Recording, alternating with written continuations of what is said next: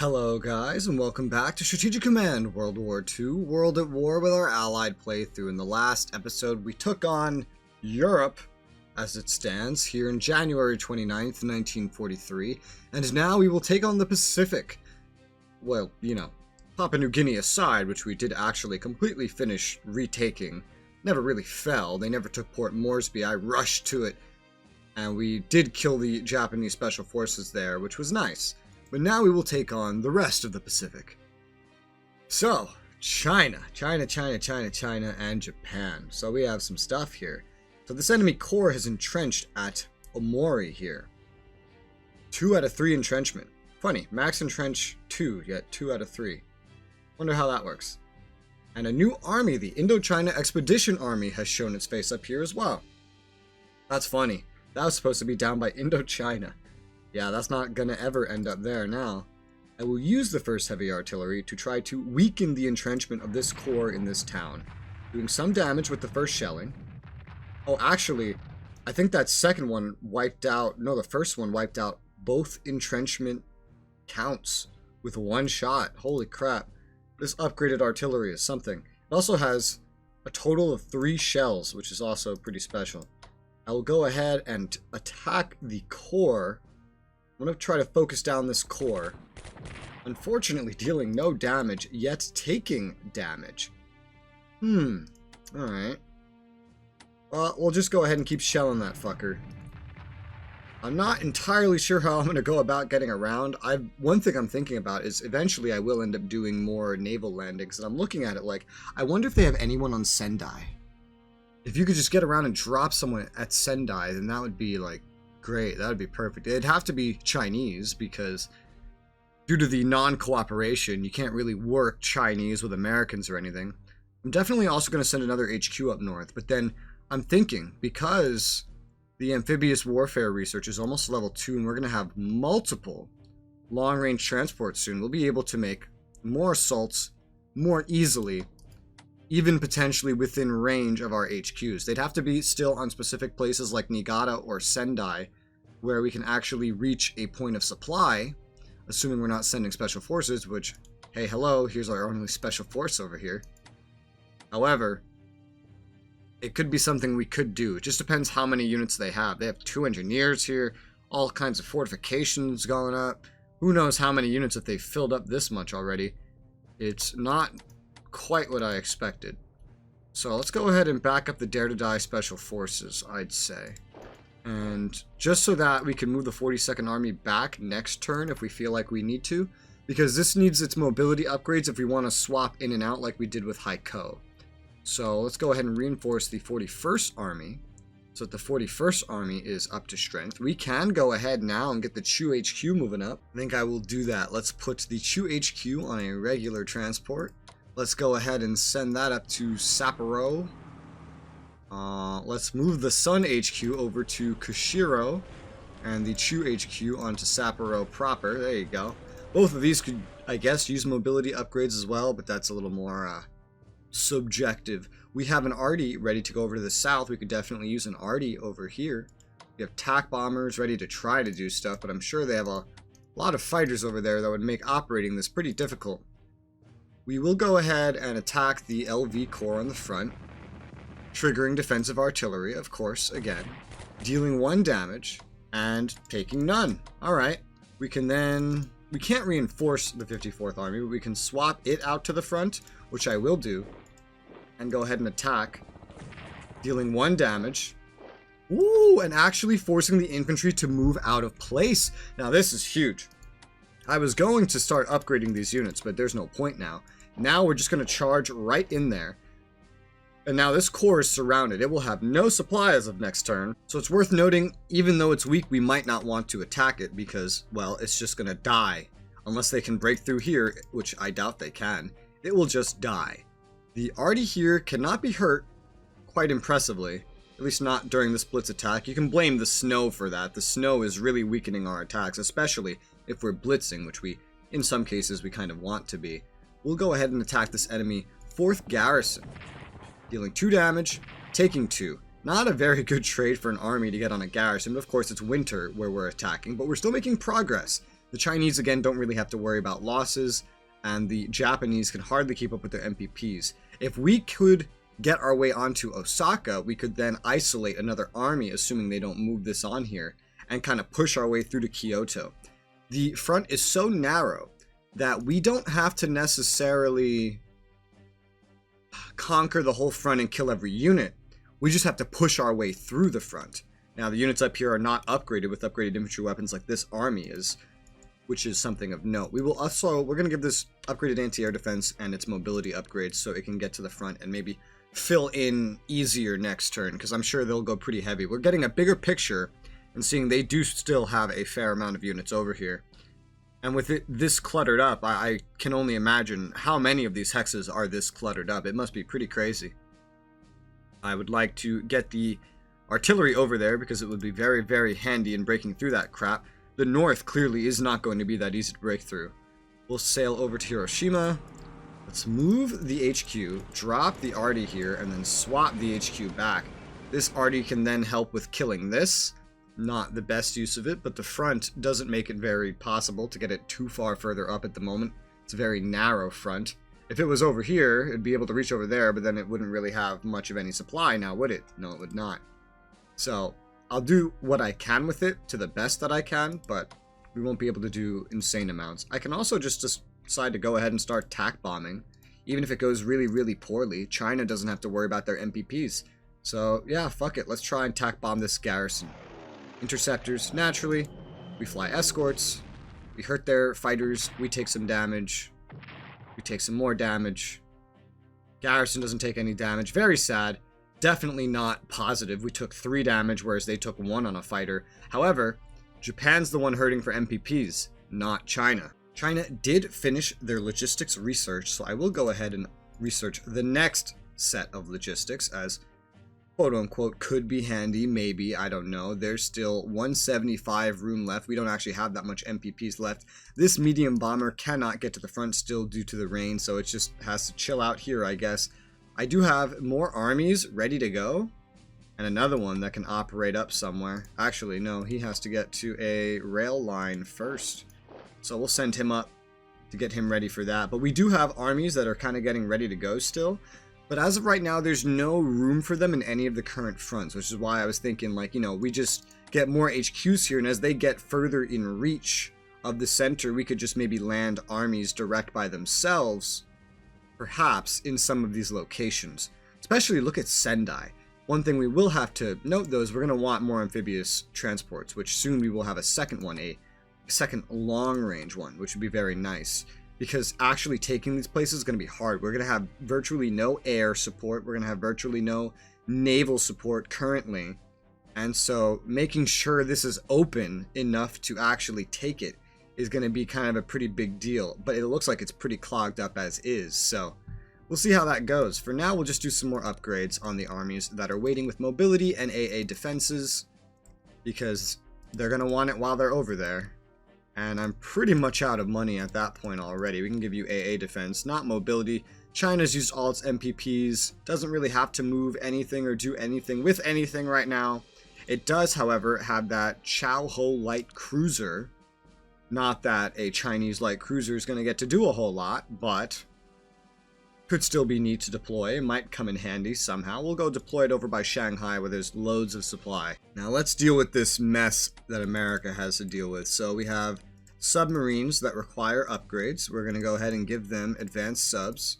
This one needs to be reinforced, not just given advanced subs. This carrier is going to need some repairs. I'll go ahead and put that in port first. This is going to take a good moment to cycle everything in and out of Pearl here. Again, I might want to just utilize the ports I have in the rear as well. I probably will. It's unrealistic to process all of this at Pearl, given the momentum that we can actually move. The Essex carrier is good to go. We'll go set that cap mode to intercept. We will take it because I don't think it can have any upgrades, right? No. So we'll take it and we will get that moving out here. Can't get extremely far, but tell you what, we'll take the Massachusetts and we'll send that first up towards San Francisco because I believe this path will be safe. I don't feel the need to worry too much about enemy Jap destroyers or anything. We'll send the Essex over to the Hilo port. It won't be able to it doesn't need to upgrade or anything. It'll be safe there, basically. which is why it's going over there. We'll definitely repair as much stuff back at the home ports as possible. So we will send the Maryland battleship back. We will send the Colorado battleship over. We will send the Idaho battleship over. So 2 more ports and more than 2 ships. But I guess we're prioritizing battleships back here, which works, I guess. It's probably smart. Realistically, in real life, I don't even know if Hawaii probably didn't even have the capacity to service this many battleships. You would have had to send them back to California and the East Coast, where there was more naval capacity. So this is, ironically, in a far more simplistic way, simulating this. Just instead of working with tonnage, you're working with units. So we still have destroyer, light cruiser, and 2 heavy cruisers over here that are going to need some attention. I'm sure there's other things over here that might have some upgrades. I'm not sure. But these ports are now full.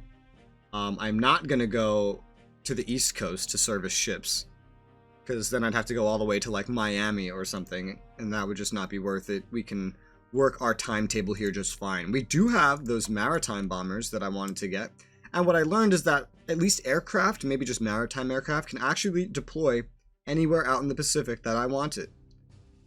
So, sure. I guess I'll go deploy this over at Wake. Seems like a good position for it. I might move it later, and that will be very expensive because I'll have to operate it, but it's America we're talking about, you know? I guess it doesn't really matter too much. Let's go ahead and explore with the medium bombers. Can't find anything. Let's explore with this. Can't find anything. I don't think there's too much purpose in looking around over here. No. New Hebrides, Polynesia, New Caledonia, Polynesia. Okay, so New Caledonia does go to the Free French. Sad that they can't get the amount of garrisons needed to actually defend these places, because in real life, the French were garrisoning these places. And America came to help, blah, blah, but there still were French defenders. We can't forget America's plans to go help Italy fall quicker. So we'll go ahead and put the 3rd Army on a long-range amphibious transport. The rest of these things can start moving into position. The 1st Army can get about as far as here, which is not as far as I'd like it, unfortunately. So we might still just want to gather around Bermuda for the time being. But the 2nd Army can get a lot farther. I'll say we'll do that. We'll just gather around Bermuda for the time being. We don't have any ships or anything to necessarily defend any of this crap, but at the very least, the enemy submarines might stay away from this region. We gotta keep the HQ the safest. The rest of this is all just armies, so it's about equal value. We'll go ahead and just place those armies around. This one can't actually move very far at all just yet. It'll have to catch up. Guess I'm still not in a rush. We did have tanks though, right? There were tanks that were moving. Yeah, here they are. 3rd Marine Division tanks. Can't even get that far. So I'll just send that up to Miami. It's going to take a little bit longer than I thought to actually get this huge invasion force heading east, but this is pretty much all of it. We do have another HQ, the Eisenhower HQ, but this doesn't actually have to go with these units. This is separate. I probably want it to be ready to go, so I'll place it somewhere on the East Coast where it would be able to head out pretty quickly. And then we have the 3rd Garrison, which I believe I intended for the West Coast upon sending the garrison, the Corps, at LA somewhere, or San Diego otherwise, when I send out these Marine Division Special Forces, which we will go ahead and board these onto transports. However, I've locked off this one's ability to do that, so I'm going to go ahead and just move you onto San Diego, so it's going to take a moment for me to get both of them out. However, they are pretty much ready to go. We're going to be using the rest of our amphibious transports long range, but we're still researching amphib warfare, so we'll get more and more with time, at least. It's also a lot of money. Every one of these is worth a lot. So the fact that we're utilizing all of them is quite crazy, quite crazy. We can put the 1st Mexican Corps in a transport and send that off to an island. I'm not really sure where it would be just like objectively needed. I guess I could put it over here if I move the air stuff out, which eventually I would. Just corps to start garrisoning islands and stuff. There's also all this other stuff we have on the front. Some of it has air units on it, some of it does not. I guess for now I will go ahead and put it in a transport, because if I'm not transporting it, I don't know what the hell it's going to be doing or where. It can get at least this far out. I don't know if this is where I want it to end up. it's a location, right? Like, it's, you put a core on here, and I don't know if it's ever gonna fall. So we'll transport out here. And yeah, sure, I guess we'll get the Mexican core just going ahead and defending this. And then we'll deploy our new garrison to LA, where it just left, so that we have garrisons filling in for cores, cores going out. Thank you, Mexico, for the core. It'll come very much in handy. All our dipload shits are allocated, which is nice. Have we finished any research? That we have. We finished quite a bit, in fact. We could spend probably the rest of America's money on research alone. ASW is obviously very important. Oh yeah, and that's upgrades that the ships are all going to have to start getting. We're going to go ahead and research that. Leaves me with 409, so buying another carrier is out of the question right now. But we will go ahead and go for advanced tank research 175. We do have enough to fill in the anti-tank research as well, albeit that's not very needed. I will still go ahead and research it, which leaves me with 134 MPPs. Pretty much everything that I'm doing with America right now is paid for. We're just setting things up logistically. There's nothing else I could do if I wanted to, but maybe there's something we could purchase. Well, no, there doesn't really seem to be anything worth purchasing unit-wise. We can't get a lot of the upgrades for things. Some of the things could be nice, but again, can't get the upgrades. So with that, I think I'll just save the rest of the points, and we will end the turn where we are. So let's go ahead and see how the Axis Powers handles their rapid, like, demise in this winter. Ooh, hello. We got heavy cruisers arriving by India for the Brits as well. Nice. Still blockading Bordeaux, shipping near Perth. Yeah, it doesn't really matter. Sweden starts moving towards the Allies. Kind of irrelevant, but cool. Britain's forces, Sweetheart, Vera Lynn, stars, and will meet again. Okay. Command and control level 2. Nice. Indie Tech 4 for America. Really nice. Advanced tanks. Ooh. And Indie Tech for USSR. Nice. Amphib 2 for China. That's exactly what we wanted. And Indie level 3. A lot of really good techs finishing up. We're just rolling in MPPs at this point and getting way more stuff to spend it on. Good things that... Oh my god, America just had over 1,000 while still sending like 200 right now, roughly, to the UK. Jesus. Reinforcements in Bulgaria and Spain. Bombardments in Albania again. This one battleship just keeps showing up trying to bombard us. Enemy ship retreating. Submarine trying to retreat. Running into another destroyer. What's up, dog? And taking damage. We're not taking any damage. They're in full retreat, though. You have to be careful, because that could intercept the path that the American invasion force for Italy is going to be taking. A lot of movement off the front. A lot of operational movement. Some to the front as well, as they replace weak units with strong units. However, given that Berlin is surrounded, I think that's a pretty dumb idea. A lot of reinforcement over here in Japan, not really striking out with any attacks. An Italian sub has been spotted. Good thing to know. Going for the bombardment there again. And Davao still. They're bombarding Davao. They're about to take Davao. So I don't know why they're bombarding it. Bombarding our arty, but it does have anti-air. Could get better anti-air, but what we have is good. They are attacking our army on the front, taking some damage of their own, because even for them, attack values are halved. Woo. The troops defending Berlin and the surrounding region are striking out. Germans in Bulgaria striking out. The Philippines have finally been fully conquered. They finally took Davao. These two armies in the marshes are striking out. Yeah, it's not very efficient that I'm attacking in winter, but the thing is, the enemy AI is as well. Against a player, I might be playing way more defensive right now, because I would have to worry about really utilizing my points and everything like that. But I don't have to worry. The war is pretty much all but won. We just have to get to the finish line. Sub movements, moving naval units away from danger. Subs still moving. They can't have gotten too far. Attrition losses. Yeah, this guy's fucked. Bordeaux. Yeah. Norway, German convoys, which are still up. And calculating supply. And we're here. HQ. Submarine in the Norwegian Sea. Well, we're not using that, are we? First rocket artillery can be deployed for America. That's supposed to be part of the landing forces. We'll go ahead and place that. I guess down somewhere near the HQ. It's probably not going to go immediately. It'll probably arrive later. I don't know. We don't have the most opportunity at sea right now. Looking at China, I need to get this army mobility, so I'm just going to move it back for right now. I'm going to move the special forces forward in its place, which can accomplish similar results. I'll take the 41st Army and give it elite reinforcements because it can go ahead and get that. We have more than enough HQs here at this point.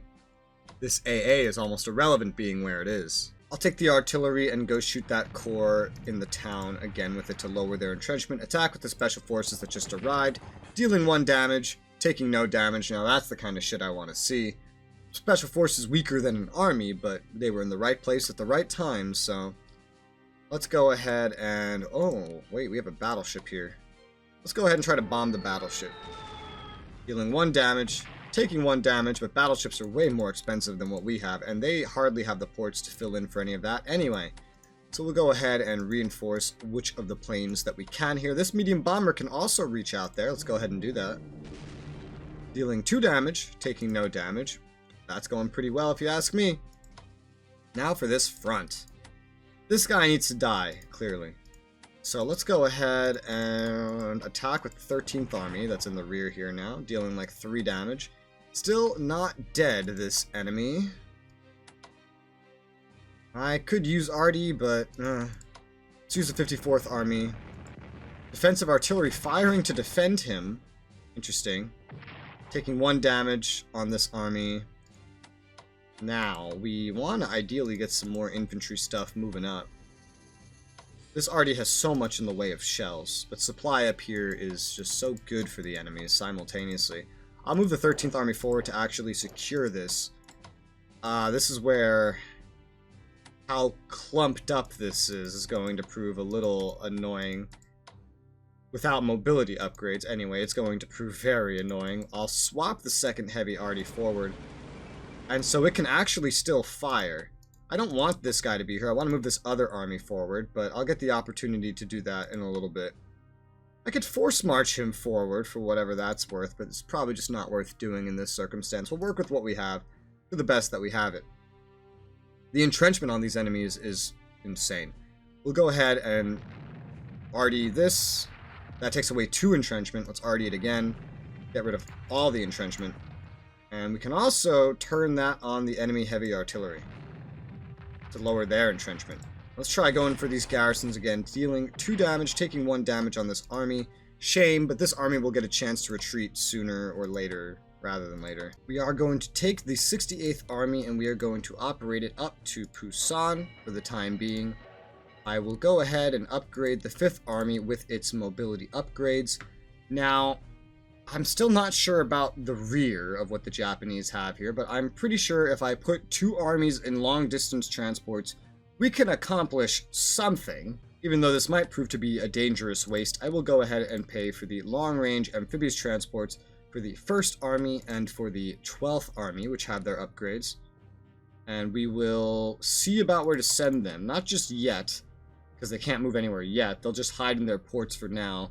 But we'll see, there might be somewhere we can send them. We might be able to get in on Niigata still. We might be able to get it in on Sendai. If we can get in on one of these, might be worth sending another HQ. Sendai might be in range of these 2 HQs already. So ideally, I would want an HQ ready to go. I only have 1 HQ deployed remaining.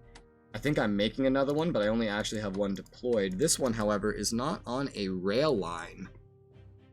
However, it's close enough to here that it could just take a transport directly to wherever it needs to go, assuming it can get past this battleship. But so long as I keep an eye on it, we shouldn't have much problems with that. So I will send one of these corps down to Amoy, send the HQ forward to Fuchao, just so that the HQ is pretty much ready to go whenever that time comes. 167 MPPs remaining is China. We did finish our Indie Tech research and amphibious. I think I'll prioritize queuing up amphibious again, since it just matters so much for them right now, more than anything else does. This Brit Special Forces, the Australian one, could be of use to the Americans in the Pacific, maybe.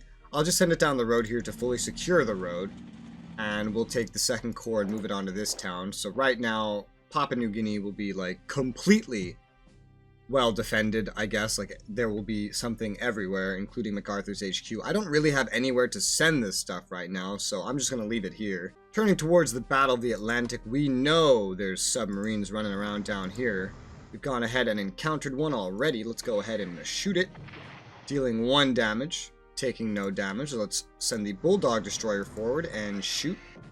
Submarine dives from attack. It did get away. However, it's almost dead. The whole sub is almost dead. Repairing things is easy. Making new things is hard. Another destroyer, and voila, we have killed one of the many submarines that are over here. Oh, why did we head over here? What the fuck? That was weird. Anyway, I know there's more down here somewhere, and speaking of, here's one. Submarine dives from attack. Keep following it. I don't know how many there are over here, but keep following it. I think we can get a lot of these dudes heading up here now, these destroyers. Let's go ahead and go sub-hunting. Submarine dives from attack, but takes 1 damage and deals none. I don't know where it just went. It's somewhere off in the east now. Looking at Canada, the Amazon destroyer needs some upgrades, well, reinforcement. The destroyers here do need upgrades, though. They can finally get some better ASW, also some better AA defense, which I think getting on these destroyers will be very, very handy for their submarine hunting. We also have the Sheffield Light Cruiser, which can get some replenishment. We're going to go ahead and give that to that. The enemies at Madrid are looking more and more vulnerable by the day. We'll take the BAI army and go ahead and attack, dealing 3 damage, sadly not the 4 that it said we would. We can also go ahead and take the 5th Corps and attack, dealing 2 damage, bringing the enemies down to a measly 2. How's supply over here? Oh, it's still really not good. I think rather than head up any further northeast, I'll go ahead and just send the Indian Gurkhas down here where they can swap in with the 5th Corps soon, and then hopefully finish off this corps, because I believe with the fall of Madrid, Spain would die anyway. I don't want to send it around and then have to deal with partisans and that kind of shit. We'll also move the heavy arty up, which means, yeah, I don't think Madrid is going to last past the next turn. We can still go ahead and get more Indians over here. The path should be safe. Let's go ahead and start getting them over. Let's start with these Indian tanks over at Cadiz, where they will drop and then move off of Cadiz.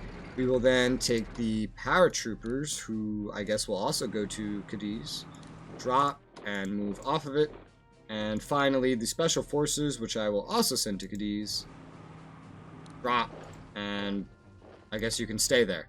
Now we have way more Indians in Spain. I don't know if it's really going to be useful for India, but otherwise they're just going to sit around. We can take these 2 planes here, so there are no further upgrades for the attack bombers and the fighters, and we can actually operate these into Spain, into a safe part of Spain for starters. Attack bombers go there, and we can send the fighters next to them. That HQ is not going to be able to handle all of this at all, but we do have the air over here now. It's in Europe where it will get the most use, I guess, and the Indians are pretty much just going to steamroll this place. And so that's all we have time for in this episode. We still have the majority of this turn ahead of us, namely the Soviets, the Brits, and the Americans have most of their things to look at. A lot of very high value, high stake things occurring. Let me know what you guys think about how things are progressing and the moves that I am making. For now, thank you guys very much for watching, and I'll see you on the next one.